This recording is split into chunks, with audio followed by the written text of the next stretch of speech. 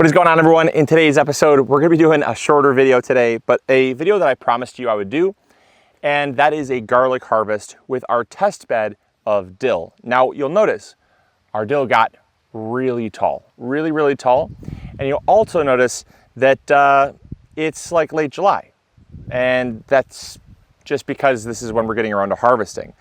Now, ideally, these would have been harvested, this garlic probably would have been harvested in about first to second week of July, but we had super hot weather, really hot weather, and then it was also disgustingly smoky. We canceled work a few days. It was just too smoky from all the wildfire smoke.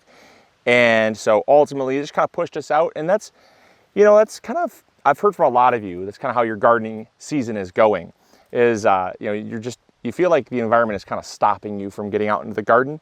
And I want to remind you that if you're like that, first of all, you're not alone. And second of all, gardening is not about the outcome of harvesting a bushel basket full of vegetables every single day. That's not what makes a garden. A garden is what you make it. And it's really important you enjoy it no matter what. You know, we have thoroughly enjoyed the smell of this dill. Every time the wind blows, I'm like, man, I'm glad that I did that experiment, because it's such a great smell, you guys. And beauty is in the eye of the beholder. I've had a lot of you say, why'd you do that? That's a terrible companion. It's disgusting. It's tall. There's too much of it. Well, you know, listen to the haters. I agree. It got a little taller than I expected.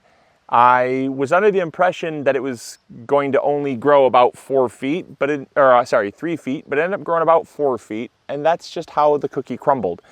I was also under the impression that I would harvest the garlic well before it got to that height, but that didn't happen. And I'm just enjoying the garden still so much this year. Despite its challenges, coming out here, it's by far the most fun that I have in my day. Getting to, clean up the tomatoes and getting to watch things grow, just seeing all the beauty that's happening in the garden. We're just getting in, because we had a really late start to spring as well. It was so cold that we're just starting to get our first couple ripe tomatoes, probably 3 or 4 weeks later than normal. But that doesn't mean that we're not having fun. So we're having fun. And I'm really excited about this because this is a new experiment for us. And so if you're new and you're just tuning in for the first time, we're gonna see what our garlic looks like basically after it's been companion planted with dill. Now the reason why, and I'll kind of give you the short summary, we did a whole video on kind of why we did this, but the reason why is because the dill, when it was fully growing, not going to seed and dying, it actually shaded the soil, causing it to stay cooler, causing it to hold more moisture, as well as prevent weed pressure. There's no weeds in this bed. Now there is dill weed, but that's just one thing. There's dill weed, but there's almost no weed pressure. There is literally maybe 4 weeds in this whole bed that I can see. And that is a testament to just how dense this dill gets. And what's great is that garlic does not like a lot of weed pressure, and it likes lots of soil moisture. And so I just thought, I've heard of people companion planting dill and garlic together, but I was told to harvest the garlic sooner. Obviously, that part is being left out. I don't think it'll affect the size of the garlic at all, but it may affect how easy it is to pull it out of the ground, because the dill is much larger now. And the final question before we start harvesting and seeing what we got, which I'm very excited about, is a lot of you ask, why did you plant so much dill? Why not plant other things? And I said, the reason why is because I didn't want a lot of variables. I didn't want to plant other things in this family that behave similarly, because I wanted to just have just a trial bed. I have a big enough garden. We have like 15 raised beds here. We have 10 at the shop. 25 raised beds plus our giving garden. We have so much garden space that for me, it is totally acceptable, 100% acceptable to have a few experiments here or there that may turn out to be flops. That's just part of how I operate. So let's get in here. Let's see what we got. I'm really excited about this. And yeah, I have no idea because I haven't pulled a single head of garlic yet. So really looking forward to it. Let's see what we got. First sign, not a good one. The garlic broke off in the soil. Let's see about this one here. Much better. Wow, that's really impressive. Now, this is why I should have harvested sooner, because as the garlic starts to die back, the neck of the garlic gets very soft and it breaks very easily. But that is a gorgeous head of garlic. Absolutely beautiful. I don't know if I can get that one that broke or not, but ooh, it's also a nice size. Oh yeah. Absolutely gorgeous in terms of size. Not the prettiest head of garlic I've ever grown, but size-wise, that's a chunker. That right there is an absolute chunker. So let's see what else we can get in here. This is really encouraging. Oh no. The added moisture from the dill has definitely posed a bit of a problem with breakage. I should have harvested these sooner. I'm gonna have to, oh shoot. They're breaking, you guys. Okay, man, let's see if we can get one to come up here. I'm gonna have to, oh no. Oh, you guys. Shoot. We have so much garlic in here, but it's all breaking because the moisture from the dill has kept, oh, it's gonna break again. I gotta dig this one out here. The moisture from the dill is basically causing the neck of the garlic to rot. I mean, like, look at how, the ones I can get, it's just so fragile, but the ones I can get are absolutely monstrous. I mean, they're huge heads of garlic. Truthfully, might be some of the largest garlic I have ever grown. The variety we grew here, this was a California white, and then back that way, we grew an Amish Rocambole and a variety called Ivan. So three different varieties of garlic in here, and honestly, I am floored by the results, minus some of the unintended negative side effects of the extra moisture. The moisture was obviously good for bulb development and for getting the heads larger, but definitely has an unintended side effect of rotting out the heads and the necks. Even the small ones are, I mean, that's still a decent sized head of garlic there. That's about the size we buy at the store. So, I mean, these are really nice. The only downside is just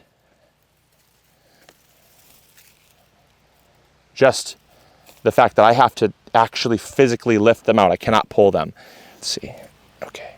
There's another good one. Come on now. I have to get my hands in there. Oh my gosh. Another beautiful one. Like, we're talking baseball size, a little bit larger than baseball size. How can one complain? I mean, it's just awesome. Granted, I would ideally want to be able to pull them up from the head, but not have them break. All right, let's see. Let's go over here. So another thing I'm learning from this experiment is that the center of the raised bed, because the increased moisture is more focused towards the center of the raised bed, the center of the raised bed had, I think, faster die-off. The bulbs tend to be smaller. Still a very acceptable size. You're probably talking about 1.5 inches, 2 inches in diameter about. So still very acceptable in terms of size, not nearly the larger than golf ball size. But what I'm noticing is just that I think that the moisture kind of had its limits of how good it was. And I do have to really tug at them. Oh yeah, baby. Let's go. Look at that. That was from the edge over there on the other side. That's a good size. That's a really good size there. And you can see that one even had a scape that got missed. So honestly, that's very nice. Really excited about that. That's the size that we're looking for. That's very encouraging for this, for the idea of this working. Another really nice size head of garlic there. And what I'm just experiencing here is the fact that the increased moisture from the dill has absolutely caused the necks to be increasingly soft and rotted, but it does not, there's no soft close. The heads of garlic seem completely intact and fine. So, yeah, I mean, I'm learning stuff. And I think that's what's really interesting about doing things like this, is that if you don't try it, you simply can't learn, because all you can do is, you could kind of learn through someone else's experiences, but that doesn't really speak to your garden. Look at that. I mean, that's really nice. And here's the give and take with this. I know you guys are gonna say, Luke, that's kind of a mediocre harvest for this raised bed. There's still so much garlic over there, by the way. I just have to walk around and get it. I'm just harvesting just the stuff closest to me. But we planted about 75 heads of garlic in this bed right here. And I know that a lot of you are gonna say, Luke, that garlic seems like it's maybe a little bit, past its prime, should have been picked a long time ago. And, maybe, I could have grown better and I could have done better. Absolutely, for sure. And there's always gonna be give and take, right? For me, my give is that, yeah, it's maybe not the prettiest garlic I've ever grown. Yeah, maybe some of it, ooh, a monarch, hello. Hi. Monarch. so here's the give. The give is that it's not the prettiest garlic I've ever grown. The give is that it's not maybe pulling up the easiest. Maybe I should have harvested it sooner. But the take, right? What I'm taking is that I never had to water this. Through the driest of dry, the hottest of hot, I didn't do anything to this. So here's the thing, you guys. Wow! Oh my gosh. That is the biggest head of garlic I've quite literally ever grown, and that's not an exaggeration. That is absolutely massive. This is the variety called Ivan. Holy cow, that is like a little bit smaller than baseball size, and that is absolutely colossal. What a huge head of garlic. That is amazing. So what I was getting at before that happened was the fact that I know that you're probably going to ask me, is it worth it? Are you gonna do it? Again, and here's what I would say. 1 year is not enough of a sample size to determine if this is worth doing or not. And I know some of you are gonna say, from the very beginning, the moment I showed this, someone would say, that's such a waste of time. That is such a silly thing to do. I would never do that in my garden. And with all due respect, you're entirely fine. It's your garden, it's your choice. What I like to assess is the give and take worth it, right? Am I giving up too much? Am I taking not enough, right? What is the give and take? The soft necks that break when I go to pull the garlic up. Is that too annoying for me? Does that affect the shelf life? We'll have to wait and see. But the give, right? It's giving the fact that I did not have to water this bed at all. I have no weed pressure at all. The garlic that's coming from it are clearly just beast mode. I mean, they're huge heads of garlic, but they're the ones that are kind of on the outside in the perimeter. And so maybe I adapt this. Maybe I say next year, maybe, okay, let's plant the outsides that are not gonna be quite as smothered, right? Or maybe we plant a different crop, similar, like maybe we plant carrots, or maybe we plant parsley that doesn't get as tall, right? But it still fills out. Maybe we try that. Maybe we try something like fennel, which is very similar but doesn't get nearly as tall, right? So maybe we try those, right? Maybe we try that, and maybe we do an adaptation off that. But it's one of those things that a lot of people simply say it has to be black or white. You either need to, oh, this one would have been amazing too, but the scape got forgotten. That was, again, one of those downsides that when the scape grows up into the into the tall foliage of the dill, you don't always see it. But was the juice worth the squeeze? Right now, I would say it's worth a second look. Those are nice heads of garlic, absolutely beautiful heads of garlic, and we still have another bed and a half to pull that we have planted. This was our experimental bed intercropping with dill. And, I cannot say that I'm disappointed at what I'm seeing. What I'm seeing is the potential for promise, but changes that might need to be made to adapt to my garden. if your garden behaved differently, maybe you don't have as much condensation. Like we get really heavy dew in the morning, and the heavy dew was obviously what really kept that soil super moist, but maybe led to the garlic in the center not performing as well. Maybe we plant the dill 2 weeks later than we did, so it doesn't get quite as tall. The garlic still has a chance to kind of grow and compete before the dill outcompetes. Maybe that's a reality. What I'm seeing is a potential for possibility. And that's really what I want you guys to have the mindset of when you're looking in the garden and you're experimenting with these things, is the potential for what it could be. Because I think a lot of times people just instantly write off stuff, or they say, nope, not for me, that looks dumb, or oh, that's not gonna work. And they bury their head in the sand, and they're so close-minded to what could potentially be something that would really improve their garden's outcome. And so I have one more here to pull here, and then I got a few more on the other bed, but I'm gonna get these and we're gonna close out the video because I think that is, you guys, super soft neck, mushy neck, not great. But if we would have picked it a week or two sooner, I don't think that would be nearly as bad.